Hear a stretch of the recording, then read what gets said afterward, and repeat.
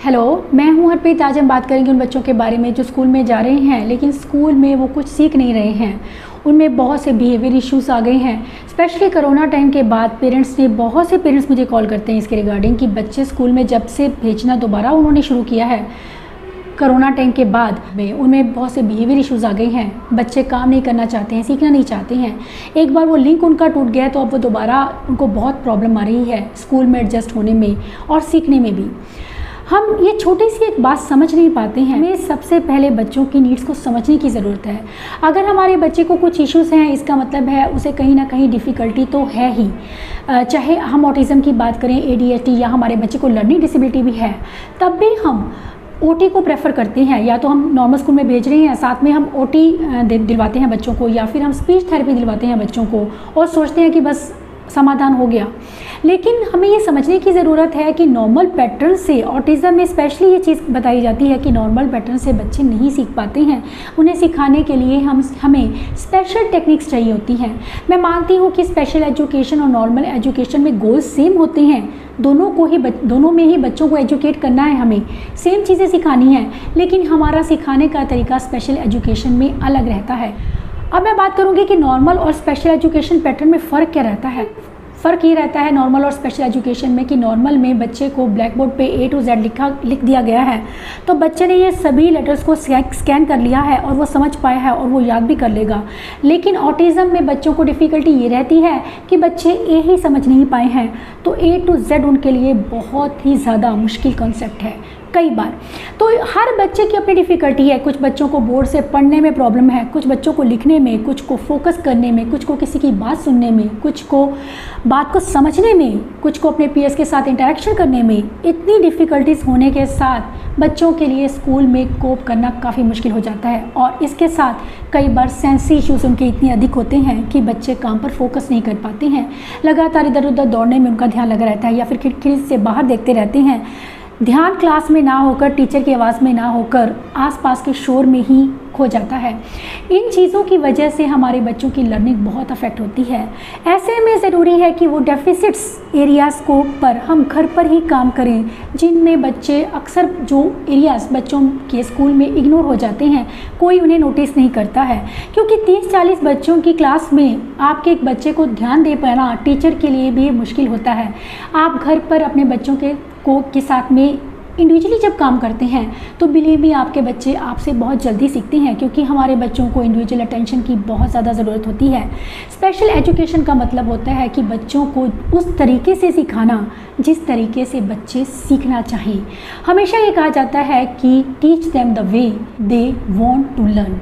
वो चीज़ जिसमें बच्चे आपके सीख सकें। अगर हमें लगे कि हमारा बच्चा सीख नहीं रहा है, इट मीन्स हमारे सिखाने में ही कोई प्रॉब्लम है।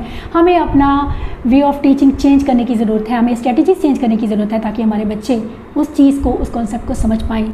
सिर्फ OT और स्पीच थेरेपी वर्क नहीं करेगी, बच्चों को एकेडमिकली आगे बढ़ाना भी ज़रूरी है, क्योंकि लर्निंग बहुत होनी ज़रूरी है बच्चों में। उनके कॉग्निशन को डेवलप करने में, उनकी अंडरस्टैंडिंग को इम्प्रूव करने के लिए हमें उनकी एकेडमिक परफॉर्मेंस को भी इम्प्रूव करना है, ताकि कल बच्चे अगर स्कूल में जाएँ उनके एकेडमिक स्किल्स पर काम करना। तो हम सिर्फ उसे थेरेपीज़ देने में ही उसका टाइम लगा रहे हैं। हमें साथ के साथ उसे सिखाना, पढ़ाना, लिखाना भी ज़रूरी है, ताकि आगे जाकर बच्चे को कोई डिफ़िकल्टी ना हो। अगर स्कूल में वो गया है तो उसे लिखना पढ़ना तो कम से कम वो कर पाए, कि उसे इस काम में कोई मुश्किल ना हो। क्योंकि जब बच्चे कुछ कर नहीं पाते हैं तो बहुत मुश्किल होता है। ऐसे में बच्चों के लिए फ्रस्ट्रेट होना बहुत कॉमन सी बात है। सोचिए, एक चीज़ के लिए आप बिल्कुल प्रिपेयर नहीं हैं कि आप खड़े होकर 100 लोगों के बीच में कुछ बोलें और आपको एक शब्द बोलने का भी अनुभव नहीं है, तो आपके लिए ये बहुत मुश्किल हो जाएगा। यही सिचुएशन होती है हमारे बच्चों की जो रोज़ फेस करते हैं और हम उनकी डिफ़िकल्टीज़ को समझ नहीं पाते हैं। ऐसे में फ्रस्ट्रेशन लेवल इतना बढ़ जाता है उनका कि बच्चों में चैलेंजिंग बिहेवियर के चांसेस काफ़ी बढ़ जाते हैं।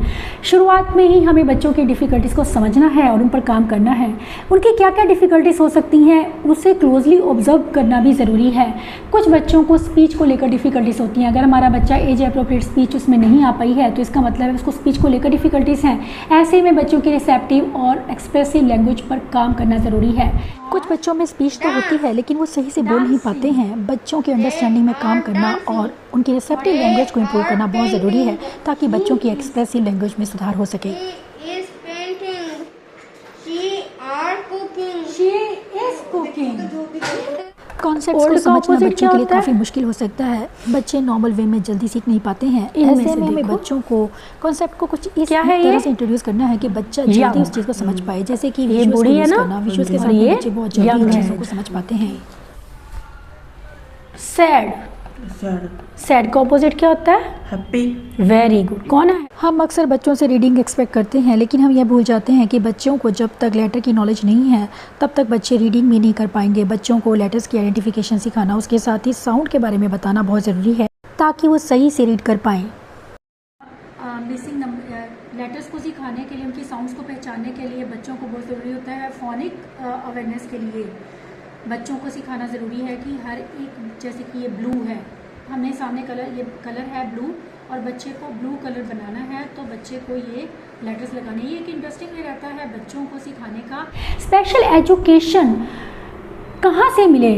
एक स्पेशल एजुकेटर आप बच्चे के लिए हायर कर सकते हैं घर पर, या खुद भी बच्चे को स्पेशल एजुकेशन दी जा सकती है। ज़रूरी नहीं है कि आपको स्पेशल स्कूल में भेजना बच्चे को ज़रूरी है। क्योंकि डिफ़िकल्टीज़ बहुत ज़्यादा नहीं है तो हम घर पर ही उनके साथ काम करेंगे और उसे नॉर्मल स्कूल में भेजेंगे। घर पर ही अगर हम बच्चे को स्पेशल एजुकेशन किस तरह से दे सकते हैं, इसमें मेरी वर्कशीट्स जो मेरी मैगजीन में रहती हैं, यकीनन वो आपको बहुत हेल्प करती हैं। आपके बहुत से लोगों के कमेंट्स आते हैं मुझे और बहुत से लोग मुझे थैंक्स कहते हैं इस चीज़ के लिए कि वर्कशीट्स उन्हें बहुत हेल्प करी हैं, क्योंकि मेरी वर्कशीट्स जो है वो स्पेशल एजुकेशन के ऊपर ही बेस्ड हैं। जो बच्चे चीज़ें सुनकर नहीं समझ पाते हैं वो बच्चे देखकर इन वर्कशीट्स के साथ में सीख जाते हैं।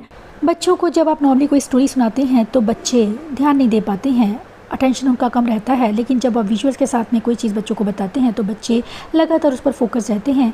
ये 4 कार्ड्स की सिंपल सी स्टोरी है जिसे मैंने सीक्वेंस में रखा है और बच्चे से अलग अलग इंसिडेंट के बारे में बात कर रही हूँ।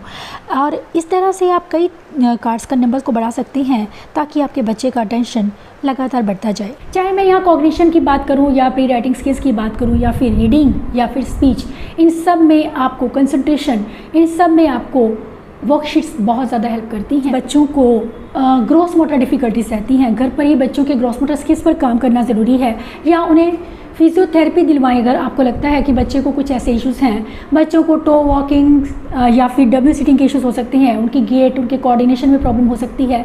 बच्चों को घर पर उन चीज़ों पर काम करना ज़रूरी है ताकि हमारे बच्चों का पोस्चर सही बना रहे। ऑटिज़म में कुछ बच्चों को ग्रॉस मोटर डिफ़िकल्टीज रहती हैं, या फिर बच्चे जो हाइपर एक्टिव रहते हैं उनकी एनर्जी को बर्न करने के लिए, उनके ग्रॉस मोटर स्किल्स को इम्प्रूव करने के लिए ज़रूरी है उन्हें डेली एक्सरसाइज करवाना।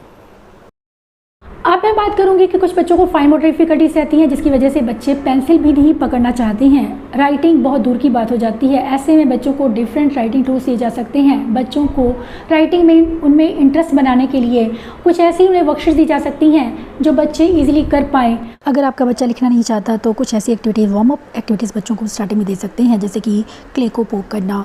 क्ले को पोक करने में बच्चे बहुत इंटरेस्ट से एक्टिविटी करते हैं। ये वार्म अप एक्टिविटीज़ हैं, ये एक्सरसाइजेज़ हैं जो बच्चों को हैंड राइटिंग के लिए प्रिपेयर करती हैं।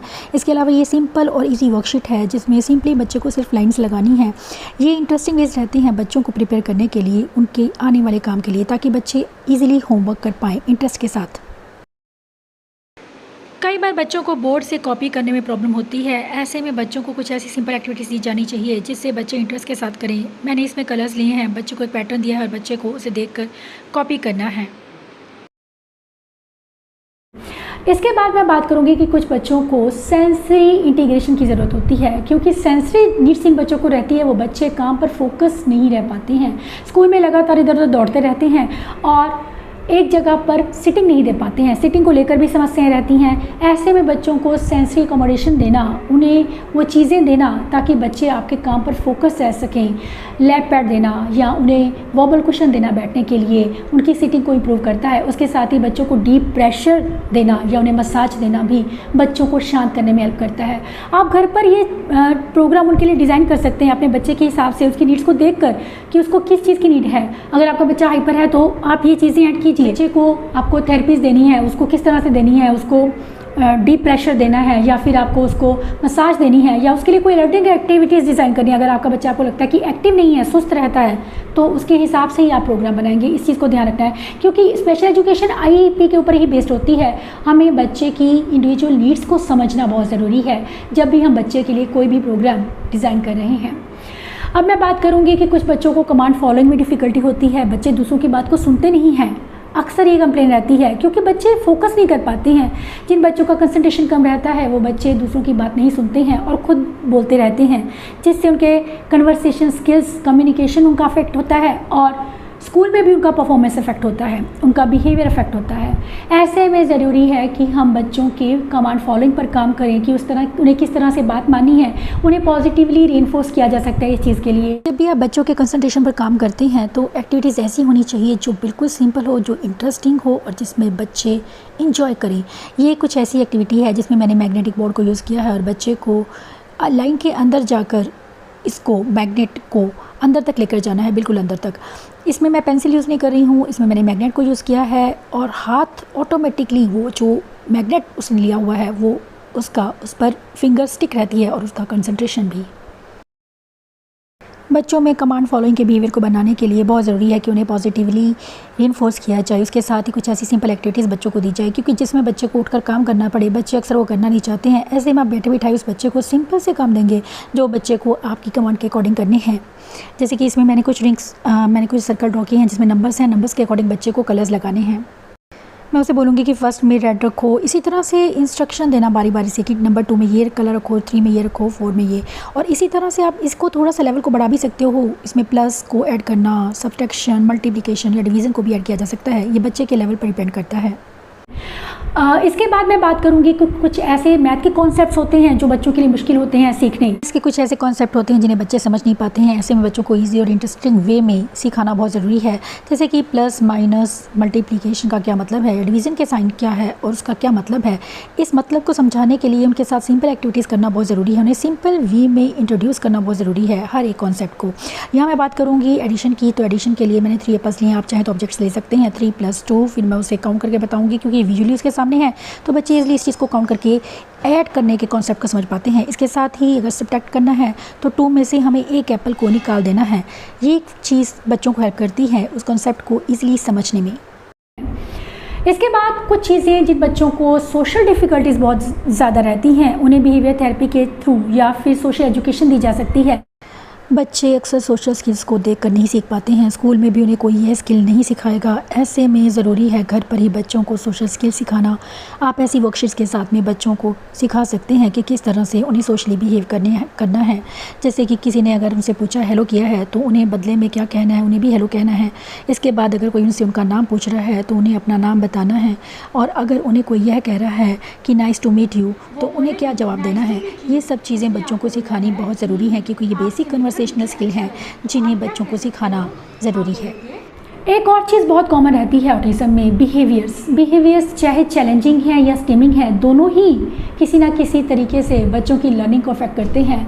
अगर बच्चे में चैलेंजिंग बिहेवियर्स है तो कारणों को समझना बहुत ज़रूरी है। इसमें आप किसी साइकोलॉजिस्ट की हेल्प भी ले सकते हैं या घर पर ही बच्चे के लिए कुछ ऐसी स्ट्रैटेजीज़ को डिज़ाइन किया जा सकता है। बिहेवियर मॉडिफिकेशन स्ट्रैटेजीज़ के लिए आपको ABC एक डाटा शीट आपको बनानी पड़ती है। बच्चों के बिहेवियर को घर पर ही करेक्ट करने के लिए ऐसी ABC डाटा शीट बनानी ज़रूरी है जिसमें आप बच्चे के एंटीसीडेंट लिखेंगे कि बिहेवियर का टाइम क्या था, डेट क्या थी, उसका बिहेवियर से पहले क्या हुआ एंटीसीडेंट, और बिहेवियर के टाइम पर क्या हुआ उस बिहेवियर में लिखेंगे, बिहेवियर के कॉलम में। उसके बाद कॉन्सिक्वेंस यानी कि बाद में क्या हुआ बिहेवियर के, क्योंकि बिहेवियर को एंटीसीडेंट और कॉन्सिक्वेंस ये 2-3 चीज़ें जो हैं ये बहुत अफेक्ट करती हैं। और उसके बाद फंक्शन, कारण क्या है, इन सब चीज़ों को जब आप समझ पाते हैं तो बिहेवियर करेक्शन में आपको काफ़ी हेल्प मिल सकती है। दूसरी एक चीज़ जो रहती है स्टिमिंग के बिहेवियर्स भी बच्चों में तभी आते हैं जब बच्चों में सेंसरी इनपुट कम रहता है और बच्चे फ्री बैठे हैं, बच्चों में लर्निंग नहीं आ रही है। मैं अगेन कहूँगी कि लर्निंग बच्चों के लिए बहुत इंपॉर्टेंट है। एकेडमिक स्किल्स पर काम करना बहुत ज़रूरी है क्योंकि अगर ये एक हिस्सा हम इग्नोर कर देते हैं तो बिलीव मी बच्चों की लर्निंग बहुत अफेक्ट होती है और बच्चों के बिहेवियर कभी भी, लोग कहते हैं कि हम मैडम OT दिलवा रहे हैं, हम मैडम ये थेरेपीज़ दिलवा रहे हैं, लेकिन वो थेरेपीज़ का इतना असर नहीं रहता है जब तक आपका बच्चा कुछ सीख नहीं रहा है। बहुत ज़रूरी है बच्चों में लर्निंग का आना, और लर्निंग आती है स्पेशल एजुकेशन के साथ में। और जब आप बच्चों को घर पर ही उनके डेफिसिट्स पर काम करते हैं तो आप बिलीव मी ये सभी बिहेवियर्स अपने आप बच्चों में रिड्यूस होते खुद देखेंगे। तो आज से आप एक ही चीज़ समझ जाइए कि कि बच्चों को थेरेपिस्ट के पास भेजना ही एक हल नहीं है या नॉर्मल स्कूल में हमने भेज दिया है। सिखाने के लिए बहुत ज़रूरी है उन्हें स्पेशल एजुकेशन देना। इसका मतलब है कि उस तरीके से बच्चे को टीच करना जिस तरीके से जिस वे से आपके बच्चे सीखना चाहिए।